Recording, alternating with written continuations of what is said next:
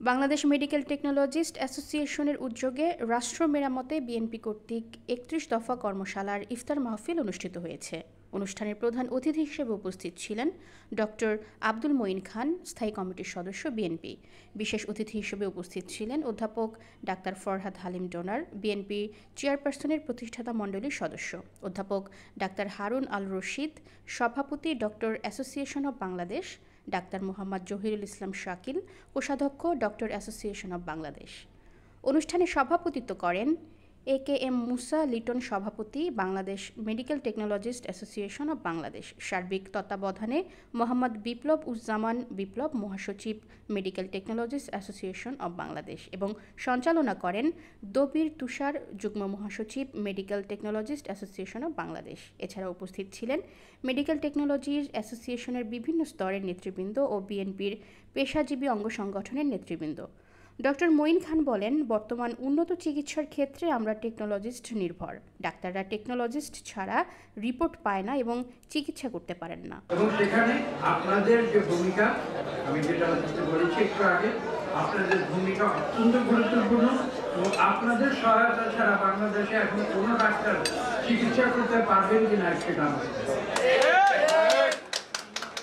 সেই কারণে আপনারা একদিকে যেমন আপনাদের গুরুত্বপূর্ণ দায়িত্ব যেটা আপনারা পালন করছেন এবং করবেন, পাশাপাশি আমি যেটা বলেছি যে মানুষের যে সেবা, সেই সেবার মনোভাব নিয়ে আপনারা আপনারা যন্ত্রপাতি সঠিকভাবে পরিচালনা করছেন, মানুষের দেহের প্রতিটি অঙ্গ প্রত্যঙ্গের যে সর্বশেষ যে অবস্থা সেটা আপনারা যন্ত্রের মাধ্যমে নিরীক্ষণ করছেন। শুধু তাই নয়, আমি আপনাদেরকে একটি অনুরোধ করেছি যে সেবামূলক মনোবৃত্তি নিয়ে আপনারা যেভাবে এই দেশের 17 কোটি মানুষকে সেবা দিয়ে যাচ্ছেন, ভবিষ্যতে ঠিক একইভাবে আপনারা বাংলাদেশের মানুষের উপকার করবেন, মানুষের রোগ নিরাময় করবেন।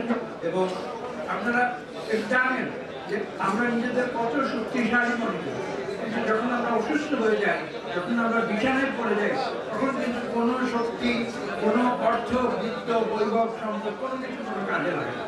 আল্লাহ তাআলার কাছে প্রার্থনা করে আল্লাহ তাআলা যেন তাকে দ্রুত সুস্থ করে দেয়, তখন কিন্তু একটি প্রার্থনা।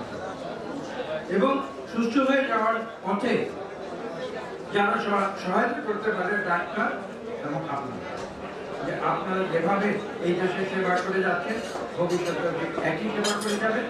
আমাদের কাছে আপনারা যদি নীতিগত যে সিদ্ধান্ত সেগুলো নেবার জন্য যদি কোনো প্রয়োজন মনে করেন, আমাদেরকে বলবেন যে আপনারা মানুষের সেবা করতে গিয়ে এই নীতি এভাবে করলে ভালো হবে। আমাদের যদি জানান, আমরা ইনশাআল্লাহ সেভাবে আমরা স্বাস্থ্য নীতিমালা তৈরি করব, আপনাদের স্বাস্থ্য সেবা নিশ্চিত করতে পারব। আমরা বিশ্বাস করি জনগণ যদি আগামী নির্বাচনে আমাদের ভোটে নির্বাচিত করে, আমরা এই দেশের মানুষের স্বাস্থ্য সেবা স্বল্প মূল্যে ইনশাআল্লাহ নিশ্চিত করব।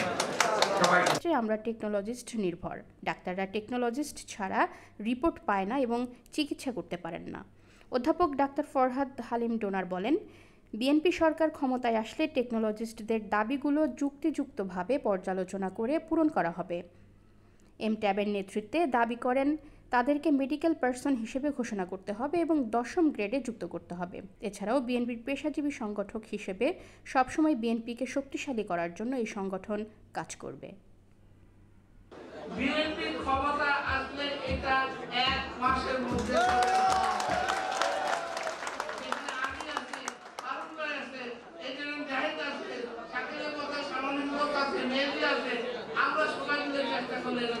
ব্যাপার না। তবে আমার কাছে মনে হয় যেই হারে টেকনোলজি বাংলাদেশের প্রয়োজন, ওই যে একটু আগে হারুন ভাই বললো 1 to 3 রেশিও, 1 ডাক্তার 2 নার্স, সেইগুলো কিন্তু নাই। তবে আমরা যদি সবটা নিয়ম মানার চেষ্টা করি, আমরা যদি সবকিছু বোঝানোর চেষ্টা করি, এখানে যত টেকনোলজি আছে সবাইকে দেওয়ার পরেও লোক খুঁজে পাওয়া যাবে না। অতএব এই ব্যাপারগুলো আমাদেরকে অবশ্যই খেয়াল রাখতে হবে। আজকে রাষ্ট্রীয় মেরামতের কথা হচ্ছে, আজকে দেশে একটা আজব অবস্থা। সংস্কারের নামে বলা হচ্ছে যে সংস্কার না হওয়া পর্যন্ত জাতীয় নির্বাচন হবে। আরে বাবা, সংস্কারটা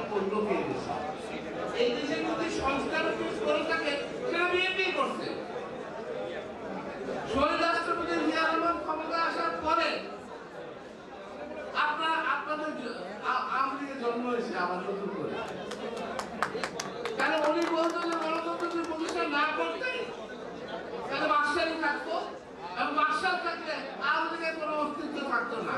অতএব